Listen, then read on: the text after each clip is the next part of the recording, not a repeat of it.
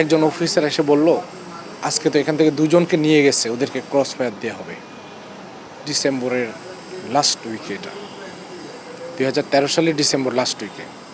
তখন এটা শোনার পর আমি খুব ভয় পেলাম যে যাক, আল্লাহ আমাকে সেভ করলো। এরপর যখন আমাকে নিচে নিয়ে যাওয়া হলো, রুমে বন্ধ করলো প্রথম দিন, বাইরে থেকে রুমটা লক করে দিল, তখন আমার মনে খুব ভয় জাগলো যে আমি তো মনে হয় আর বের হতে পারবো না।